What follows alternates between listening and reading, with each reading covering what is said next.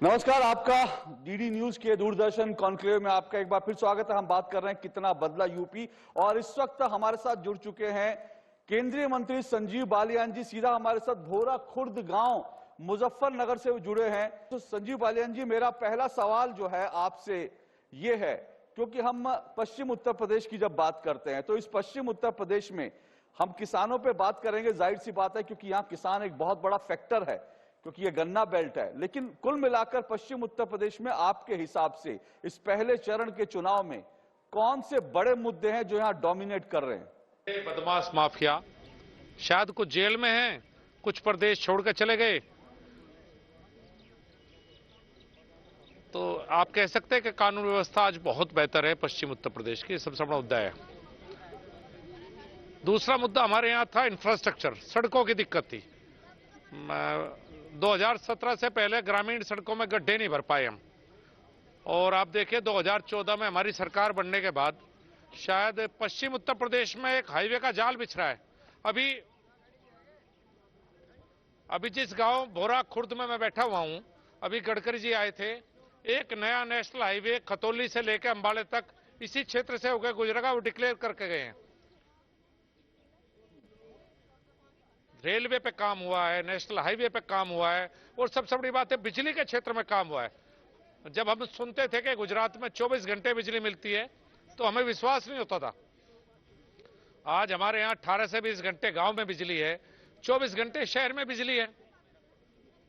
तो बेसिक ये मुद्दे वो हैं कि जिन पे इस केंद्र सरकार के 7.5 साल में और प्रदेश सरकार के 5 साल में बेहतर काम हुआ है। जो यहाँ की मूलभूत समस्याएं थी उन्हें हल करने का काम इस सरकार ने किया है। ठीक है, तो संजीव बालियान जी, आप कह रहे हैं कि लॉ एंड ऑर्डर यहाँ एक बड़ा मुद्दा है, क्योंकि ये क्राइम कैपिटल रहा था। लेकिन साथ साथ आप कह रहे हैं कि डेवलपमेंट में यहाँ पर जो है जिस तरह का हुआ, इंफ्रास्ट्रक्चर डेवलपमेंट हुआ, जो आप अपनी सरकार की उपलब्धि बता रहे हैं, वो एक बड़ा मुद्दा है। लेकिन आपने शुरुआत में ही कहा, आपने कहा कि कुछ चीजें हम कर पाए लेकिन कुछ चीजें नहीं कर पाए, आपने कहा। तो ऐसी क्या चीजें हैं जो आप नहीं कर पाए, और क्या उम्मीद की जाए जो काम आप 5 साल में, पिछले 5 साल में नहीं कर पाए, क्या आप यहां की जनता को भरोसा दिला सकते हैं कि अगले 5 साल अगर जनता आप में विश्वास जताती है तो वो तमाम चीजें जो अधूरी रह गई वो पूरी होंगी? देखिए, कुछ किसान के इश्यूज हैं जो हम पूरे नहीं कर पाए, जिन पे आगे काम करना है। क्योंकि अगर कोई पार्टी ये कहती है कि हमने पहले किया, तो आजादी के बाद आज तक इस सरकार को छोड़ दो, मोदी जी के नेतृत्व में ही कुछ काम हुआ है। बाकी किसानों के लिए बहुत ज्यादा काम नहीं किया किसी सरकार ने। तो दूसरी बात है, जो हमें रोजगार के ऊपर काम करना है इस क्षेत्र में। युवा हैं, गांव में जमीनें कम हो रही हैं, हमें नई नई इंडस्ट्री लानी है, नए रोजगार, नए उद्योग धंधे लाने हैं। अभी पश्चिम उत्तर प्रदेश में एशिया का सबसे बड़ा एयरपोर्ट बन रहा है। हमारे यहां से इंडस्ट्री पलायन कर चुकी थी, अब हमने इंफ्रास्ट्रक्चर दिया है, बिजली दी है, अच्छी कानून व्यवस्था दी है, तो इंडस्ट्रीज आएंगी, रोजगार पैदा होगा इस क्षेत्र में। अगले 5 साल मैं समझता हूं ये सरकार रोजगार के क्षेत्र में काम करेगी, युवाओं को रोजगार देने के लिए। संजीव बालियान जी, आप बड़ी बात कह रहे हैं, और ये बड़ी स्वीकारोक्ति है, आपने कहा, क्योंकि आपके जो विपक्ष है, विरोधी हैं, वो भी यही आरोप लगाते हैं। वो बार बार कहते हैं कि भाई किसानों के मुद्दे जो हैं उस पर नहीं कुछ हो पाया, और मैं गन्ना किसानों की भी बात करूंगा, लेकिन साथ साथ वो ये भी कहते हैं रोजगार के मुद्दे पर भी क्यों कुछ नहीं हो पाया। तो क्या लगता है आपको, इन मुद्दों पर आपकी सरकार क्यों तत्परता से पूरी तरह से जो है काम जो है सब चीजें नहीं कर पाई, जो आप कह रहे हैं? देखिए, रोजगार जो सरकारी क्षेत्र में है वो पहले भी मिलते थे, वो आज भी मिल रहे हैं। सरकारी क्षेत्र से ज्यादा रोजगार देता है प्राइवेट क्षेत्र। जब यहां बदमाशी से, माफियागिर्दी से सब उद्योग भगा दिए गए थे, तो काम कहां से आता? अब हमने सिस्टम डेवलप किया है, व्यवस्थाएं बेहतर हुई हैं, उद्योगों को आना शुरू हुआ है, तो रोजगार तो उद्योग से मिलेगा। अब ये बड़ी बड़ी बातें करते हैं समाजवादी पार्टी के अखिलेश यादव, ये 5 साल यहां रहे हैं, हमने इनका कार्यकाल देखा है। तो मैं तो जो बात है वो कहना चाहूंगा, कुछ फ्रंट्स पे काम हमने किया, कुछ पे हमें काम और ज्यादा करना है। ठीक, तो जब किसानों की बात करते हैं तो आपको लगता है कि किसानों की नाराजगी, या जो आप किसानों नाराजगी नहीं आप मानते हैं नहीं मानते मैं नहीं जानता, लेकिन जैसे आप कह रहे हैं कि भाई किसानों के कुछ मुद्दे हैं जिन पर हम काम नहीं कर पाए, तो क्या ये जो आंदोलन हुआ, किसान आंदोलन हुआ, क्या उससे जो कुछ लोग वहां पर निकले, जो मुद्दे उठे, जो नाराजगी वहां दिखी, क्या आपको लगता है वो चुनाव में एक मुद्दा बनने जा रहा है? क्योंकि यहाँ के किसान यूनियन यहाँ की जो है काफी एक्टिव थी गाजीपुर बॉर्डर पर। देखिए, किसान आंदोलन हमारे लिए भावनात्मक मुद्दा ज्यादा था। हमारा और हरियाणा का, यमुना हमें जोड़ती है, बांटती नहीं। तो ये मुद्दा हरियाणा और पंजाब का था, क्योंकि हमारे यहां तो मंडियां है नहीं, मंडी के नाम पे गुड़ मंडी है। तो किसान आंदोलन एक भावनात्मक मुद्दा था। ये भूमि चौधरी चरण सिंह भी यहीं से थे, चौधरी महेंद्र सिंह टिकैत भी यहीं से थे। तो पूरे देश के किसान आंदोलन की भूमि मुजफ्फरनगर और पश्चिम उत्तर प्रदेश रहा है। तो भावनात्मक मुद्दा था हमारे लिए। और जिस दिन प्रधानमंत्री ने कहा कि भाई हम समझा नहीं पाए, हम माफी चाहते हैं, हम आंदोलन वापस ले रहे हैं, मुद्दा समाप्त हो गया था। लेकिन विपक्षी दलों के पास इससे अलग कहने के लिए कुछ है नहीं, क्योंकि अखिलेश यादव ने पहले कभी काम किया नहीं। देखिए, गठबंधन जो है वो ये कहने से डरता है कि मुख्यमंत्री अखिलेश यादव होंगे। हम तो स्पष्ट कह रहे हैं कि 2 मुख्यमंत्री पद के उम्मीदवार हैं। अखिलेश यादव 12 से 17 रहे, योगी जी 17 से 22 रहे। अगर हमने अच्छा काम किया तो वोट हमें दीजिए, और अखिलेश ने उन 5 साल में अच्छा काम किया तो उसे वोट दीजिए। लेकिन अखिलेश पे अपनी उपलब्धि बताने के लिए कुछ नहीं है। उनके समय पे यहां गुंडाराज था, उनके समय पे यहां लूट थी। वो 5 साल हमारे लिए काले। जी, तो मैं ये आपसे जानना चाहूंगा संजीव बालियान जी, आप गुंडाराज की बार बार बात कर रहे हैं, ये बिल्कुल पश्चिम उत्तर प्रदेश में एक बड़ा मुद्दा हो सकता है, लेकिन मैं फिर थोड़ा सा किसानों के मुद्दे पर ही अगर आऊं, अगर पिछले 2017 के चुनाव देखते हैं, इससे पहले लोकसभा चुनाव में भी जो यहां पर तमाम किसान नेता, अगर मैं राकेश टिकैत जी की बात करूं, नरेश टिकैत जी की बात करूं, ये आप लोगों के मंच पे दिखाई देते थे। लेकिन आज ऐसा लगता है कि ये अभी तय नहीं कर पा रहे कि इनको क्या करना है। कभी लगता है ये आपके विरोध में है, कभी आप जाते हैं नरेश टिकैत जी से मिलते हैं तो उनका रुख जो है बदलता हुआ हमें दिखता है। तो ये क्या ये लोग चुनाव में कोई फैक्टर हैं? अगर हैं तो फिर सवाल ये है, मैं आपसे जानना चाहता हूं, जब वो मंच पे आएंगे उनसे भी पूछूंगा, लेकिन मैं आपसे जानना चाहता हूं क्या ये लोग आपके साथ हैं? ये किसान आंदोलन के जिससे जुड़े नेता, किसान नेता, क्या आप लोगों के साथ खड़े हैं इन चुनाव में जो पहले आपके साथ खड़े होते थे?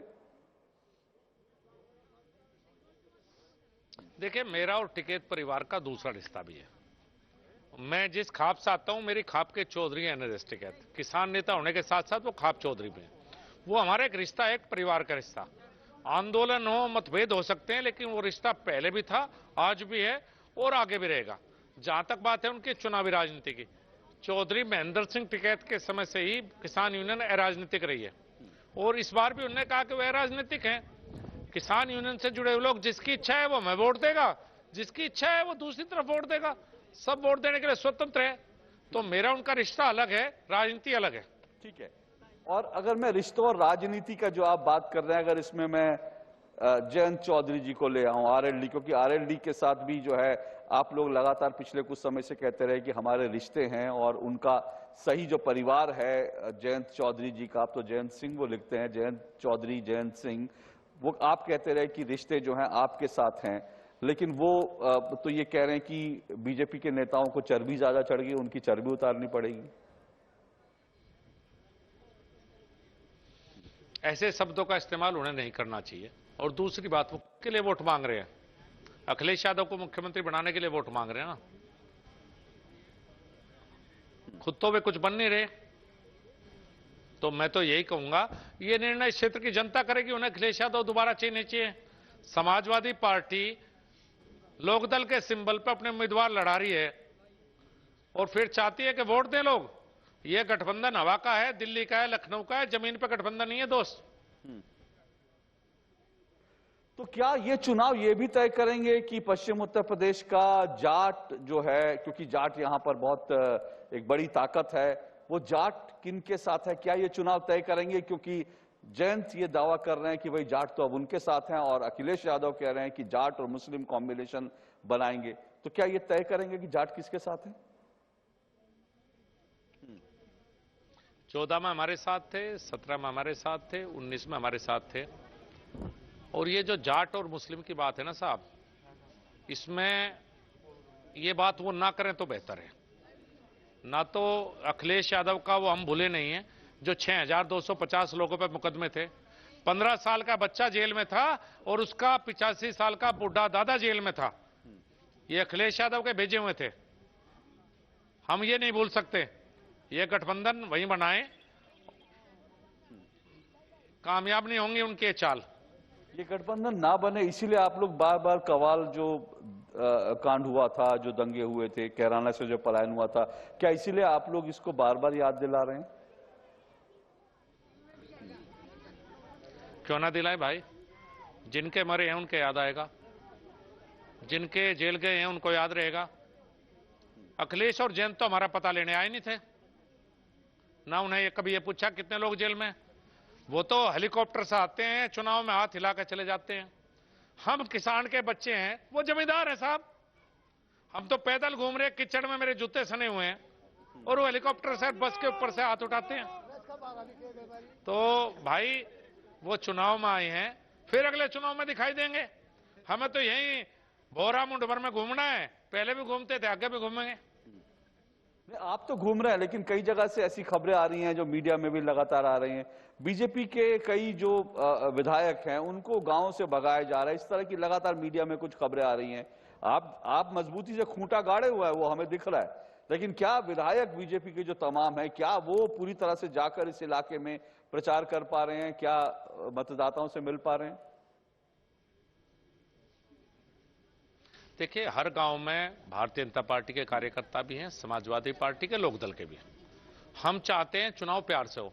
मेरे खिलाफ 6.5 लाख वोट चौधरी अजीत सिंह को मिली थी, सब मुझे थोड़ा मिली थी। इसका मतलब 6.5 लोग मेरे पक्ष में थे। अब हम चाहते हैं चुनाव प्यार से हो। वो चाहते हैं कि समाज में जहर घोलने का काम कर रहे हैं, तनाव पैदा कर रहे हैं। साहब, मैं उनको बताना चाहता हूं, इस पश्चिम उत्तर प्रदेश में बहुत से गांव ऐसे हैं जहां उनका एजेंट नहीं है।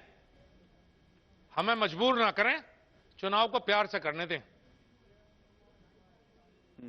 जिसको जहां वोट देना वहां वोट दीजिए साहब, खूब दीजिए मन से। रिजल्ट 10 मार्च को आएगा, क्योंकि वो तो चले जाएंगे, भाग जाएंगे। अगर गांव में झगड़े होंगे तो हम तो अपने लोगों के बीच में रहना है। तो ये गंदी राजनीति ना खेलें, चुनाव को चुनाव रहने दें, समाज को बांटने का काम ना करें। समाजवादी पार्टी लोकदल समाज को ना बांटे। तो आपको लग रहा है कि गंदी राजनीति हो रही है यहां पर और समाज को बांटने की? और कौन लोग, सीधा सीधा अगर आप कहेंगे तो किसको जिम्मेदार मानेंगे इसके लिए? समाजवादी पार्टी और गठबंधन लोकदल कौन कर रहे हैं ऐसी बात? देखिए, भारतीय जनता पार्टी के किसी कार्यकर्ता ने कहीं किसी के साथ बदतमीजी की हो? 10 लड़के बच्चे खड़े होते हैं, 10, 12, 14 साल के युवाओं को खड़ा करते हैं झंडे लेके और नारे लगाने के लिए। उनका भविष्य बर्बाद करना चाहते हैं। ये बड़े बाप के बेटे हैं साहब, ये मुख्यमंत्री और प्रधानमंत्री के पुत्र होंगे। गांव में आए, ऐसा काम ना करें, युवाओं के भविष्य के साथ खिलवाड़ ना करें, जहर मत खोलना हमारे बीच में। ये तो इंग्लैंड चले जाएंगे चुनाव के बाद, या लखनऊ या दिल्ली बैठेंगे। जब गांव के अंदर झगड़े होंगे, लोग जेल में जाएंगे, ये उनको छुड़वाने के लिए आएंगे। ये बहुत ही गंदी राजनीति है, ओछी राजनीति मैं कहूंगा। आप भोरा खुर्द गांव में और मतलब वहां पर जो मौसम है, और यहां पर भी मेरठ में भी जो मौसम है बारिश का, यहां पे आज सर्दी अचानक बढ़ गई है, क्या यही सब वजह है कि यहां पर आप देख रहे हैं कि चुनावी गर्मी जो है, भले ही मौसम सर्दी का बहुत है लेकिन गर्मी यहां बहुत आ रही है, गर्माहट बहुत है, जिस तरह के बयानबाजी लगातार हो रही है। अखिलेश यादव कह रहे हैं हमारा खून गर्म है और किसी खून गर्म रहना चाहिए। दूसरी तरफ नाहिद हसन से लेकर समाजवादी कम से कम आधा दर्जन विधायक, उनके जो उम्मीदवार हैं, उनके जो बयान आए हैं, वो बार बार बदला लेने की बात कर रहे हैं कि एक बार सत्ता में आ जाएंगे तो बदला लेंगे। क्या इससे इसी के कारण यहां पर जो है गर्मी ज्यादा महसूस हो रही है चुनाव में? क्या देखिए, मैं चाहता हूं प्यार बना रहे, प्यार से हम चुनाव में जाएं। हम पिछले 5 साल के अपने विकास कार्य, लॉ एंड ऑर्डर, बिजली के क्षेत्र में सुधार को लेकर जा रहे हैं। साथ के साथ 12 से 17 अखिलेश यादव की सरकार की नाकामयाबी को लेकर जनता के बीच में जा रहे हैं। अब जनता को फैसला करना है कि वो अखिलेश यादव के कार्यकाल को चुनते हैं या हमारे कार्यकाल को। ये सब प्यार से होना चाहिए। मैं कोई विवाद नहीं पैदा करना चाहता, मैं किसी के खिलाफ कोई बयान नहीं देना चाहता। मुझे इस क्षेत्र में ही रहना है। इन्हीं लोगों के बीच में रहना है। बस मैं यही चाहता हूं, चुनाव प्यार से हो।